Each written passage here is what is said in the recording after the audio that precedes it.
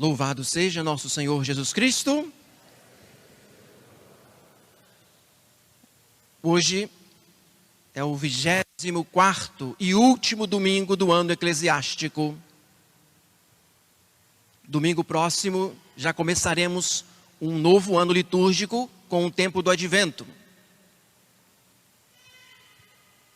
E justamente por estarmos no fim do ano litúrgico, propositalmente a igreja coloca o evangelho a respeito do fim do mundo.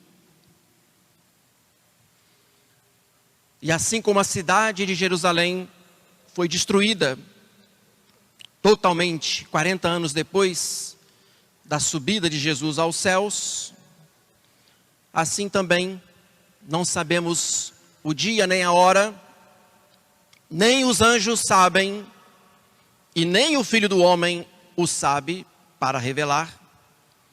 Assim também o mundo chegará ao seu fim e acontecerá, portanto, o término da história deste mundo que passa. E assim como o raio parte do Oriente e é visto no Ocidente, assim também acontecerá quando nosso Senhor voltar no último dia. E aonde estiver Jesus, ali estarão todas as almas. Existe uma passagem do Evangelho de São Mateus, no capítulo 3º, versículo 12, e eu pergunto, a quem essa passagem se refere? Ele tem na mão a pá, limpará sua eira e recolherá o trigo ao celeiro. As palhas, porém, serão queimadas num fogo inextinguível. Quem é que tem na mão a pá? Quem é que vai separar a palha do trigo? Quem é que vai fazer com que a palha se precipite no inferno para sempre?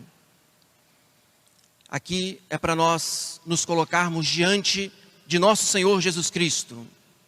É Ele a figura central de toda a liturgia, e é exatamente por Ele que estamos aqui, na sua presença. Agora, uma presença cheia de amor, de misericórdia e de abundantes graças para todos os seus filhos. Ainda não é a hora de separar a palha do trigo. É hora de nós nos tornarmos cada vez mais um trigo muito puro e perfeitamente agradável a Deus. Meus amados irmãos, nós sabemos que quando se fala de fim de mundo, ou fim do mundo, muitas vezes nós nos deixamos levar um pouco pela curiosidade. E é perigoso a pessoa se deixar levar por um certo aparicionismo e se deixar influenciar também por notícias que tem mais o aspecto de assustar, como se fosse um sensacionalismo barato às custas de verdades tão sérias. E nós não podemos nos deixar levar por essa curiosidade que não é sadia. Na verdade, esse assunto deve mexer o nosso coração de tal maneira que o Espírito Santo nos conduza a um salutar temor de Deus. De tal maneira que o Espírito Santo nos provoque lá no interior da alma para um sério arrependimento dos nossos pecados, para um firme propósito de emenda e, sobretudo, para que nós façamos um ato de fé, um ato puro de fé, nos dogmas relacionados a esse assunto que nós podemos identificar como escatologia, que é o estudo daquelas coisas que se referem ao fim. Curiosidade vazia e supérflua,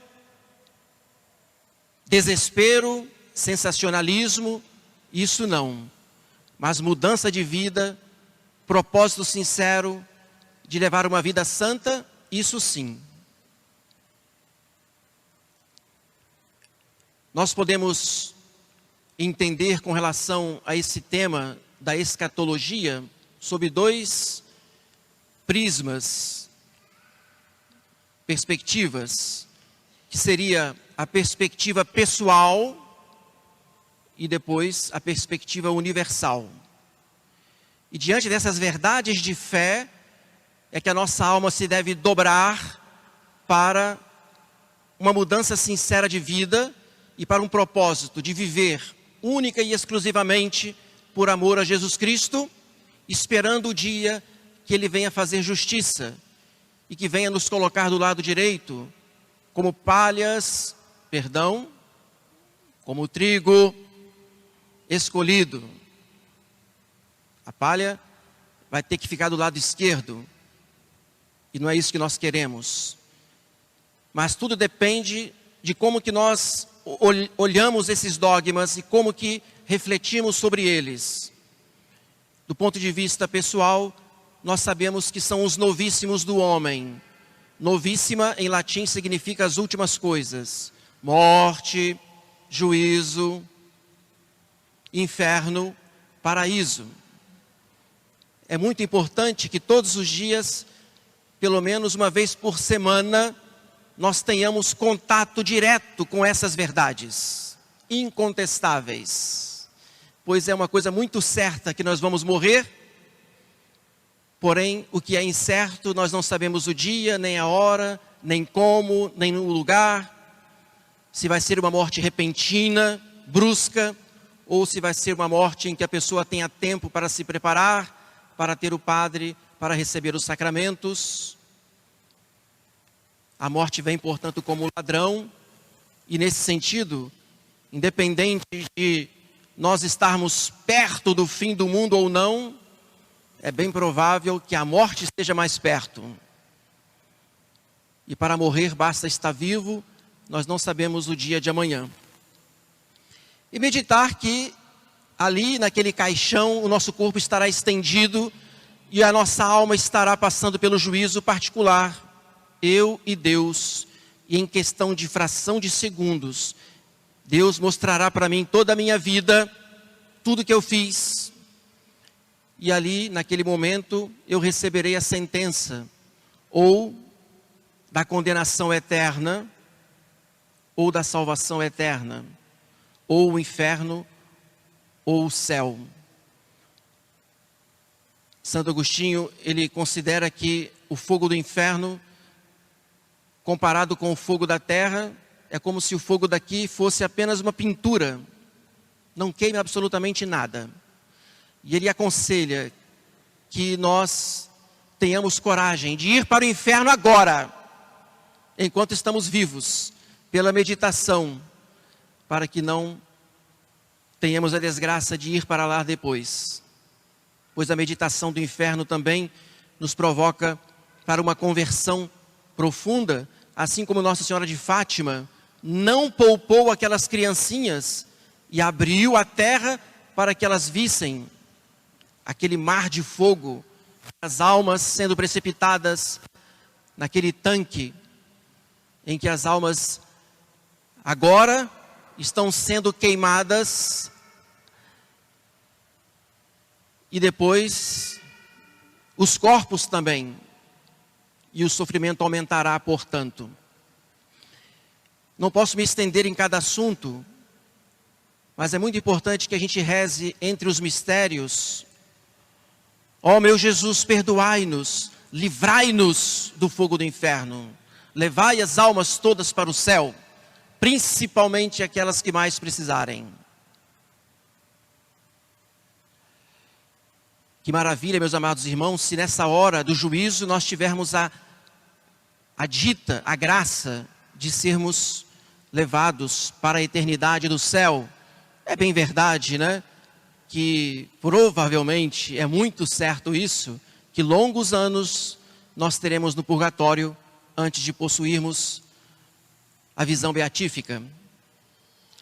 Mas vale a pena então pensar que se Deus nosso Senhor agora, neste momento, nos perguntasse se nós quereríamos viver, ter vivido ou não, certamente para possuir a vida eterna do céu, nós jamais voltaríamos atrás. Porque é verdade que tem pessoas que em algum momento de desespero, ou até por uma crise de identidade, ou pelas suas próprias misérias, pensando na condenação eterna, poderia pensar, melhor teria sido se eu não existisse. Mas isso é uma tentação, pois que bom que nós existimos, pois agora nós podemos então ter a grande graça de ir para o céu, e nós desejamos muito isso, e temos profunda esperança que nosso Senhor, na sua misericórdia, há de nos dar essa graça, se nós formos fiéis a Ele. Então vale a pena, compensa e muito, fazer a vontade de Deus e ser santo. Porque na verdade, aqui nós também precisamos considerar a escatologia universal, que são verdades de fé também incontestáveis. Todo mundo sabe muito bem que vai acontecer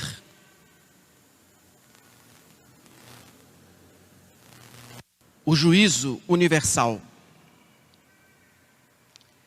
O juízo universal, meus amados irmãos, vai acontecer quando nosso Senhor voltar. Aqui já é outro tema da escatologia universal, que se chama parousia.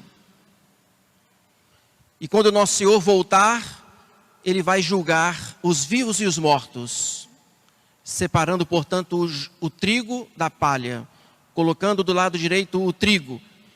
São os eleitos, os predestinados. E também é verdade de fé que nessa hora acontecerá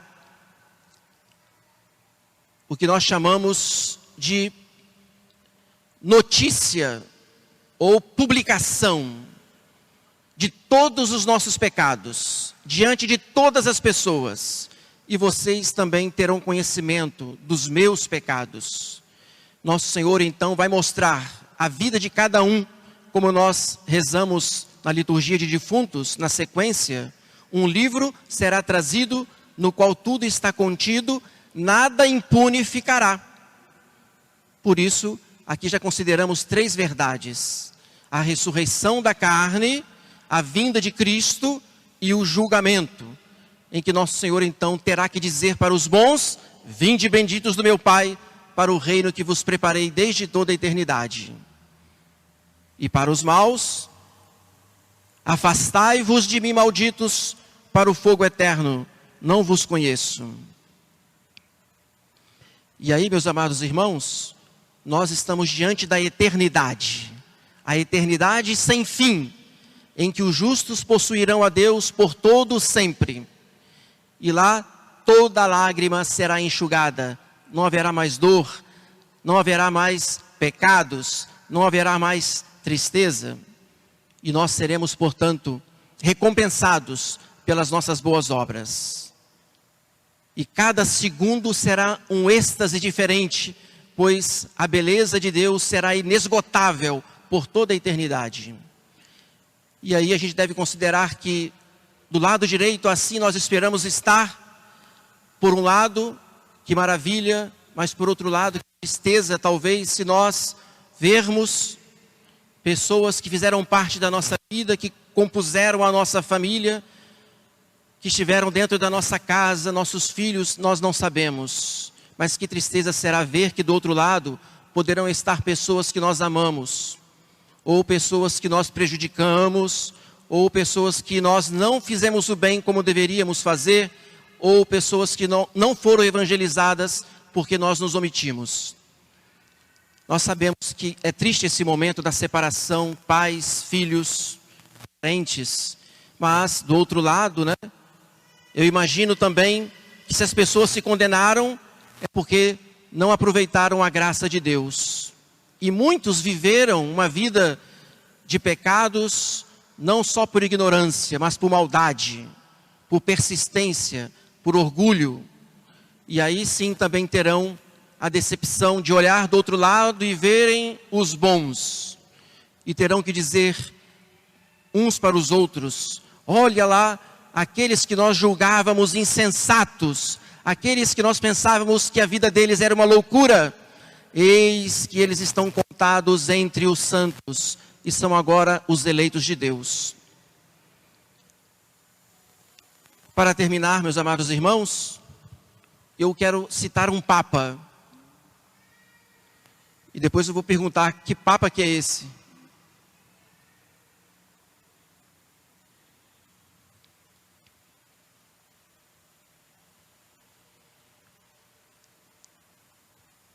E eu quero terminar a reflexão.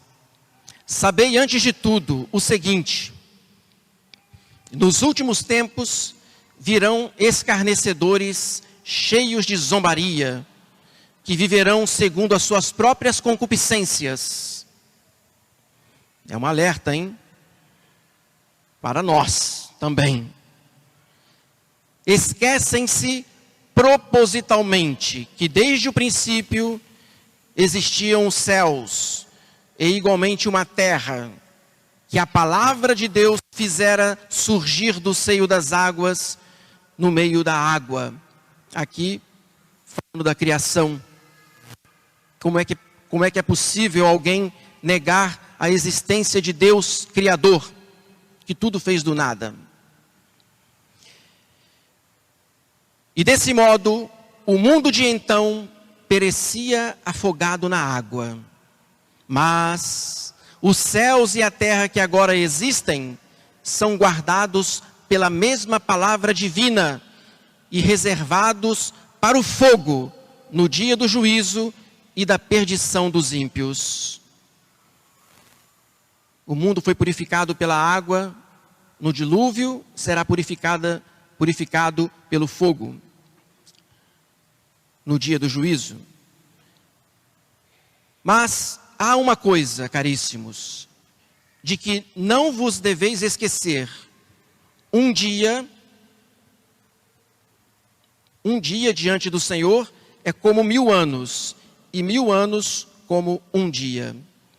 Assim vai ser o julgamento final, em que tudo será tão rápido, porque diante de Deus, na eternidade, já estamos dentro do mistério, em que não há diferença para Deus. 1000 anos, um dia, um segundo. O Senhor não retarda o cumprimento de sua promessa, como alguns pensam, mas usa da paciência para convosco. Não quer que alguém pereça, ao contrário, Ele quer que todos se arrependam. Entretanto, virá o dia do Senhor como ladrão. Naquele dia, os céus passarão com ruído, os elementos abrasados se dissolverão. É a deflagração, a combustão do mundo pelo fogo. E será consumida a terra com todas as obras que ela contém. Uma vez que todas essas coisas se hão de desagregar, considerai qual deve ser a santidade de vossa vida e de vossa piedade. Nós, porém, segundo sua promessa, esperamos novos céus e uma nova terra, nos quais habitará a justiça, a renovação das coisas da terra e a renovação dos céus. Essa renovação da terra já não nos interessa, pois nós estaremos, assim esperamos, diante de Deus. Portanto, caríssimos, esperando essas coisas, esforçai-vos em ser por Ele achados sem mancha e irrepreensíveis no dia do juízo. O Papa que vos fala aqui está presente. É o nosso padroeiro São Pedro, na sua segunda carta, no capítulo 3. Louvado seja nosso Senhor Jesus Cristo.